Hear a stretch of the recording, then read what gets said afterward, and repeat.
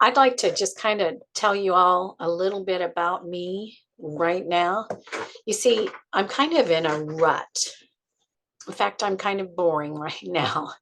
And I think I've been in this rut for the past few months or years, actually, even. But you see, I'm 65. So, full disclosure, it's probably good that I'm in a rut because if I were to go skiing or roller skating or any of those fun things that I used to do, I'd probably fall and break my hip. Or if I were to go on a adventure or something really new and exciting, I'd probably get lost. So being in a rut is not really a bad thing. Boy, is it boring. Oh my gosh, I go to bed every night at 9 p.m. I watch the news for probably 20 minutes and then I go to sleep. At 6 a.m., my alarm goes off and I'd like to say I get up, but I don't. I hit the snooze button at least twice and then I get up, I shower, I get dressed, I take my pills, I eat my breakfast. And by then it's 7:30, time to go to work. And I open the bedroom door once again and I tell my husband, honey, I'm leaving. I'm going to work. And I usually get a unintelligible grunt. In fact, it takes me usually 4 or 5, sometimes even 6 times before I get anything coherent out of him. And then it's okay, I'll get moving. So I go to work, I come home from work, I fix supper, we eat dinner, I clean up, I sit in my lazy boy and read a book until 9 o'clock, and it starts all over again. So you can see I am definitely in a rut. But the other night right before I went to bed, I was watching the news a little bit and I saw this really cool thing. They said that there was going to be a super new moon, a super full moon, super blue moon. Now, blue, you might think the color blue and everything, but it's not really blue. But what it means is it's the second full moon in a month. So it's a rare occurrence, and ergo the saying, once in a blue moon. And the reason it was called a super blue moon was because it was also a harvest moon, which meant that the earth was closer to the moon or the moon closer to the earth or something like that. And it would appear larger. So it was supposed to be a large, super blue moon. But the thing that really got me is they said there would not be another super blue moon until 2037. Oh my gosh, 14 years. And I would be, close to 80 years old by then. So this actually might be the last super blue moon in my lifetime. I decided right then and there I was going to do something. I was going to do something exciting and out of my bailiwick. And I was going to see that super blue moon. Now, it may not sound that exciting or adventurous to you, but it was to me. I mean, I had to stay up past my normal 9 p.m. bedtime, and I had to go out on my deck in the dark. And I do not do dark on my deck. We live in a rural area with no neighbors close by. And back behind us is a hill, wooded, heavily wooded, and full of coyotes. Oh, those coyotes, they howl and they bark and they yap, and it's quite disturbing.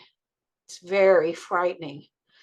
But I was going to do this, and they had said that August 28th was the best day to see the super blue moon. So I stayed up until 10:30 p.m. Now, my husband was in bed, sound asleep, and I opened the sliding glass door and I stepped out onto the deck. The coyotes were already going at it, and I was a little uneasy, but I went on out and I realized, darn, the moon was in the east. My deck faced the west. So I knew in order to get a picture, I was going to have to kind of lean out over the deck and maneuver a little bit. And I pulled out my phone and I did that. I leaned out over the deck and I maneuvered. So I was just about in the right position when the deck gave away. Not the deck, of course, but the railing on the deck. It fell and I went tumbling down about 10 feet onto the patio below. I remember falling. I remember hitting the concrete. I don't remember anything after that. In fact, I think it was probably 24 hours before I regained consciousness. And I found myself lying on a bed of leaves and grass in the woods. And it was dark and I couldn't see anything very well, but I could hear crunch, crunch. It was like the twigs were breaking as someone stepped on it. And I thought, oh my God, someone, the person or the thing that dragged me into the woods was nearby. And then, before long at all, a gray coyote stepped into my sight. And he was probably only 3 feet from me. I tried to jump, but I couldn't.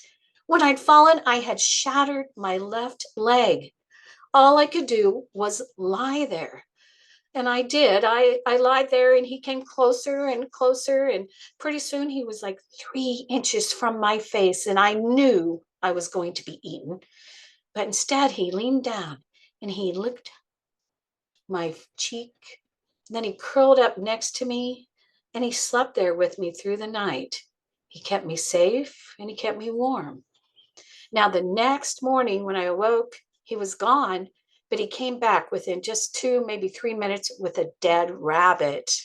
And he laid it right there beside me. And dead rabbit is not my favorite dish. It's not what I normally have for breakfast. So I didn't eat it. And Smokey, I named him Smokey because he was just the most beautiful gray coat you'd ever seen. And so Smokey brought me things throughout the day, like a dead mouse, a dead squirrel. And I think I kind of hurt his feelings because I wasn't eating them.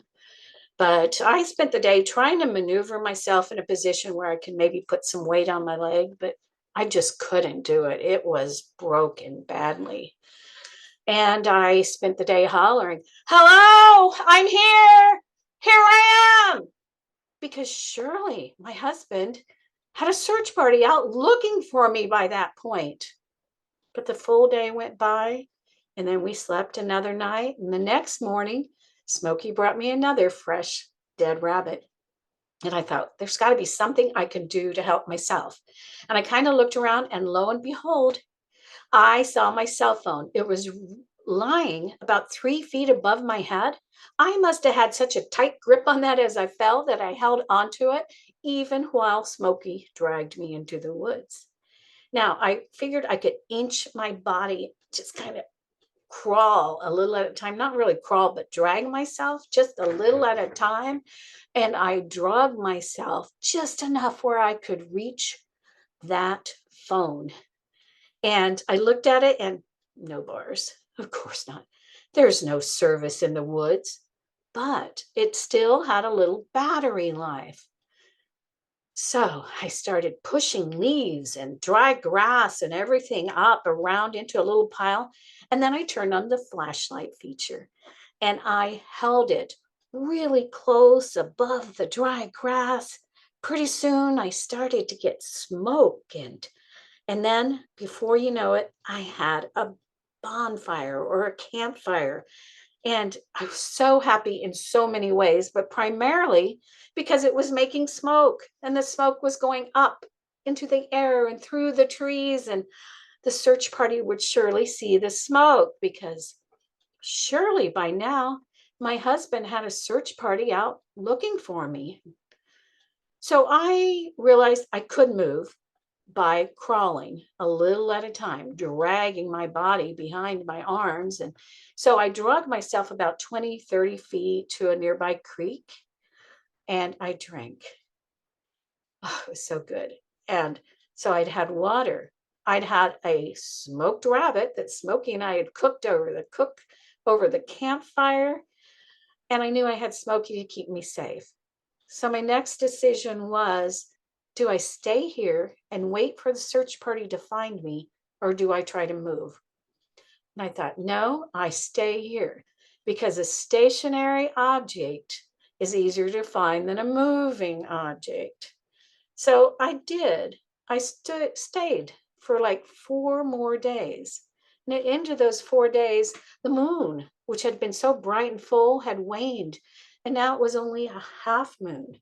And I knew that probably in about a week, it would be a new moon, just a sliver. And I wouldn't be able to see a thing. It'd be pitch black at night. And I thought, no, in order to save myself, I'm going to have to take action. I'm going to have to drag my body out of these woods. So I started dragging it. I went, I would say, 200 to 300 yards a day.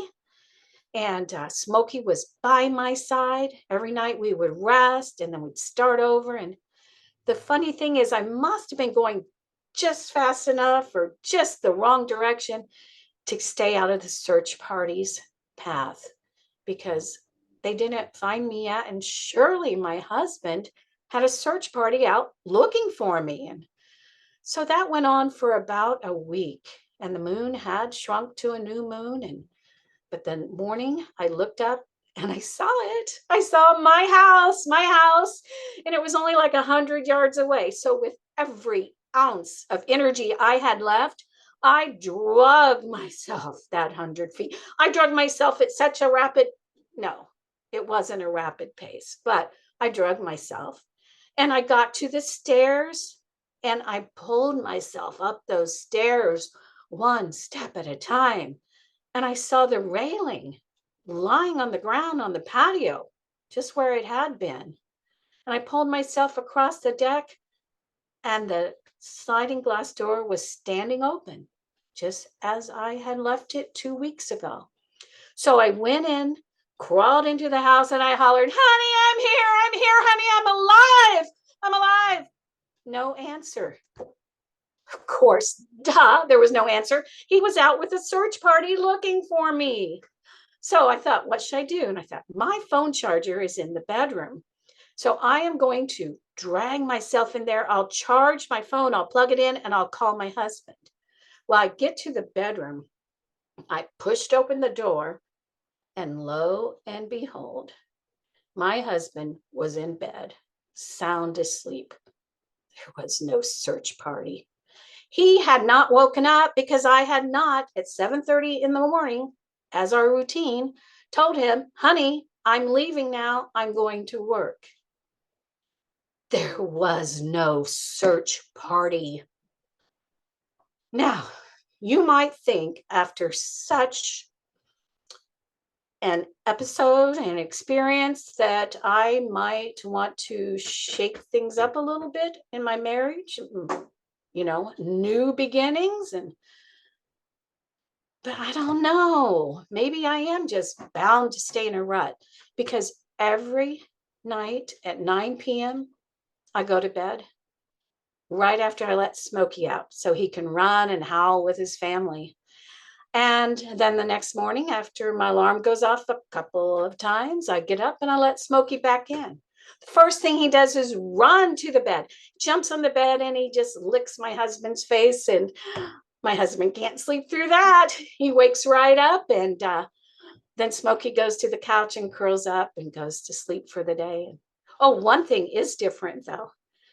About once a month, when there's a full moon, Smokey and I go out and we run through the woods at night, and we howl at the moon. And oh my God, we have a good time. And so, yeah, why would I want new beginnings? Why would I shake things up? I mean, it's once in a blue moon that you find your soulmate. And I found mine, Smokey the coyote. Thank you.